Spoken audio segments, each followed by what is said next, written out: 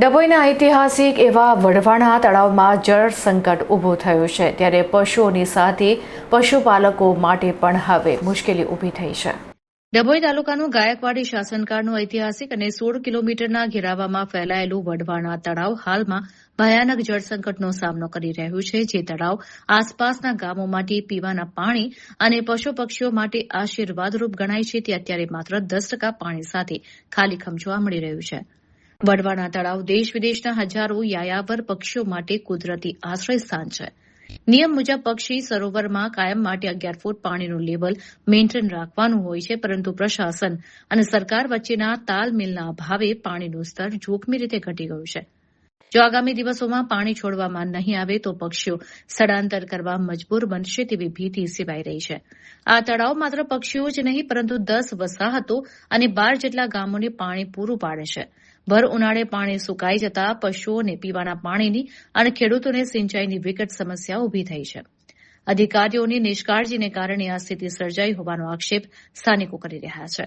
હજી પણ આકરો ઉનાળો બાકી છે, ત્યારે પ્રકૃતિ અને જીવસૃષ્ટિને બચાવવા માટે સરકાર વઢવાણા તળાવમાં નર્મદાનું પાણી ભરીને યોગ્ય જળસ્તર જાળવી રાખે તે અત્યંત અનિવાર્ય બન્યું છે. પ્રવાસીઓ અને પ્રકૃતિ પ્રેમીઓમાં પણ આ બાબતે ભારે ચિંતા જોવા મળી રહી છે.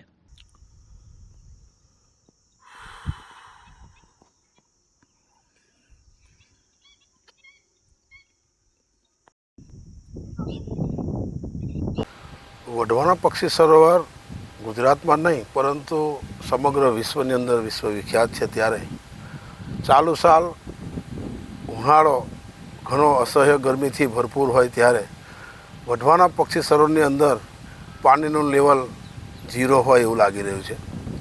અત્યારે જ્યારે સરકારનો અભિગમ કે પ્રકૃતિની સાથે સાથે જીવ સંવર્ધન અને પ્રવાસનને લગતું કે જે લોકોને રોજીરોટી પણ મળે, એ સારા અભિગમ સાથે અહીંયા પક્ષી સરોવરમાં એને પણ એક વર્લ્ડ લેવલ રામસર સાઇટ જ્યારે નક્કી કર્યું હોય, એને ઘોષિત કર્યું હોય, ત્યારે જે નોર્મ્સ પ્રમાણે જે પક્ષી સરોવરની અંદર જે પાણી 11 ફૂટ લેવલ કાયમ માટે મેન્ટેન કરવાનું હોય તે નથી કરી શકતા.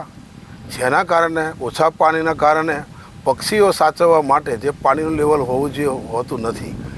અને જે સરકારનો અભિગમ છે કે વધુમાં વધુ પક્ષીઓ વધુ સમય સુધી રહીને અહીંયા જ પ્રજનન કરે, એ અભિગમ અહીંયા સફળ થતો હોય એવું લાગતું નથી. કેમ? સરકારનો અભિગમ સારો હોવા છતાં પ્રશાસનને લગભગ તાલમેલ હોય એવું લાગતું નથી. કેમ? પ્રશાસનને આમાં નિરસતા જોવાય એવું લાગી રહ્યું છે. ત્યારે સરકારને પ્રકૃતિવિદ તરીકે હું એવું કહેવા માગું છું કે આ પક્ષી સરોવરને વધુમાં વધુ પક્ષીઓ અહીંયા જળવાય, પ્રવાસીઓ વધુમાં વધુ આવે અને એક પ્રકૃતિનું એક લેવલ સચવાય, જૈવિક વિવિધતા સચવાય, જેના કારણે અહીંયા પાણીનું લેવલ મેન્ટેન રાખવું જોઈએ. તો આ જે રામસર સાઇટ છે એ સારી રીતે યોગ્યતા પ્રાપ્ત થાય એવું માનવું છે.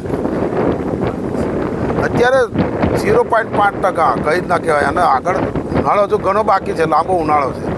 અત્યારે તમે જોયા ગરમી ઘણી બધી છે, તો આટલું પાણી તો લગભગ સુકાઈ જશે નહીં થઈ છે. ત્યાર પછી અત્યારે જે પક્ષીઓ છે તળાવની અંદર એ પાણી માટે વલખા મારશે, જેના કારણે જે સરકારનો અભિગમ પક્ષીઓ કાયમ રહેવા જો રહે નહીં અને અહીંયાથી સ્થળાંતર થશે.